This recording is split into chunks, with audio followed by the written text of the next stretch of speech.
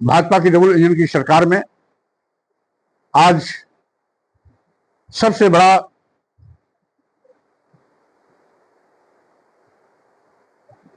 कहर नौजवानों की नौकरी पे आई। जब से भाजपा सरकार आई है, सरकारी नौकरियों की भर्ती बंद हो गई।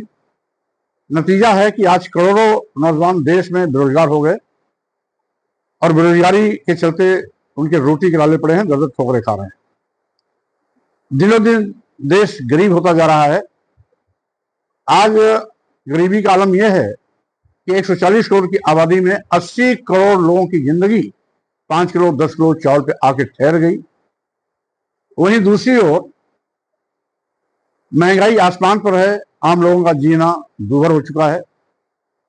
किसानों को लाभकारी मूल्य देने का वादा करने के बावजूद भी भाजपा सरकार आज तक किसानों को लाभकारी मूल्य नहीं दे पाई।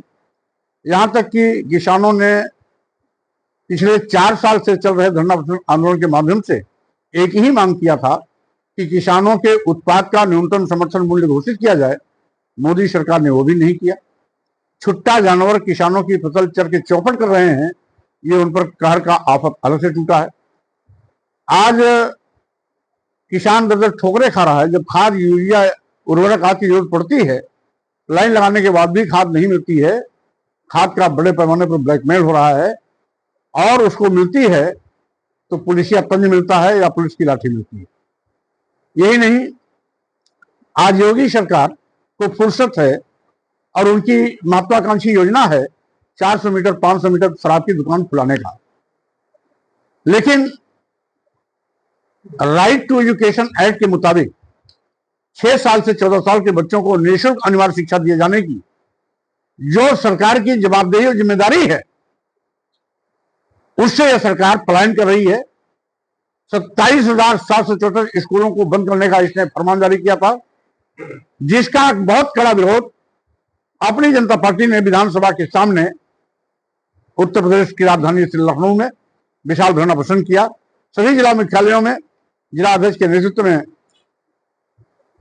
धरना प्रदर्शन के माध्यम से डीएम को ज्ञापन दिया गया, राज्यपाल को संबोधित, और उसके बाद सभी विकास खंडों में बाइक रैली करके इसका विरोध किया गया।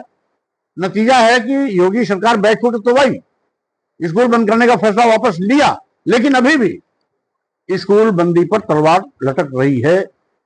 आज योगी सरकार गांव के बच्चों को शिक्षा से वंचित करने पर आमादा है और यही कारण है कि उन स्कूलों को बेहतर बनाने के बजाय बंद करने का तरीका निकाल रही है। और जिस तरीके से गुजरात में पीएससी सीएससी प्राइमरी स्कूल निजी हाथों में दे दिया गया है, उत्तर प्रदेश में भी ऐसे सभी जनहित के वो सरकारी संस्थान जो बहुत ही उपयोगी हैं, एक एक करके निजी हाथों में दिए जाने की व्यवस्था सरकार की चल रही है। जैसे कि आप जानते हैं, आज केंद्र की मोदी सरकार, प्रदेश की योगी सरकार सभी मुद्दों पर पूरी तरीके से फ्लॉप हो चुकी है। ये सरकार चलाने में असमर्थ है। यहां तक कि मोदी जी जो भारत को विश्वगुरु बनाने का सपना दिखाने का दावा करते हैं, आज वो देश बेच रहे हैं। जो कभी चाय बेचता था, आज देश में बेचने पर उतारू हो गया है। और माननीय प्रधानमंत्री के नेतृत्व में देश के सभी बंदरगाह, एयरपोर्ट, एयर इंडिया, बहुतेरे रेलवे स्टेशन, कई दर्जन ट्रेनें, एलआईसी जैसी बड़ी संस्था, अदानी अंबानी या कुछ मुट्ठी भर थैलीशाहों के हाथों में कौड़ियों के भाव बेचने का पाप किया है। यानी जिन सरकारी विभागों में देश के नौजवानों को सरकारी नौकरियां मिलने की उम्मीदें हुआ करती थी, उनकी उम्मीदों पर यह गला घोटा गया है। आज कुल मिलाकर के सरकार अपनी असफलताओं को छिपाने के लिए हिंदू मुस्लिम मस्जिद मंदिर की रट हमेशा लगाती रहती है। बेरोजगारी पर, महंगाई पर, गरीबी पर, किसान समस्या पर, स्कूल बंदी पर, गुंडा राज पर, चौरबाई कानून व्यवस्था पर बहस न हो, इसलिए हिंदू मुसलमानों को आपस में लड़ाने की कोशिश करती रहती है। हिंदू मुस्लिम मस्जिद मंदिर के नाम पर देश और प्रदेश की जनता की आग में धूल झोंकने की कोशिश कर रही है। सरकार अराजकता की भेंट चढ़ चुकी है। आधे दर्जन से ज्यादा मंत्री अपने विभागीय अधिकारियों द्वारा बात न सुने जाने की शिकायत सार्वजनिक की जा चुकी है। यही नहीं, जनरल राज का आलम यह है कि अब तो जनरल राज की लपेट में भाजपा के भी लोग आने शुरू हो गए हैं। अभी अभी परसों जब मैं वाराणसी में था, वहां पर बड़े पैमाने पर पुलिस और एडवोकेट्स में हाथापाई हुई। एक दरोगा को बुरी तरह चोटें भी आई, खून खराबा भी हुआ।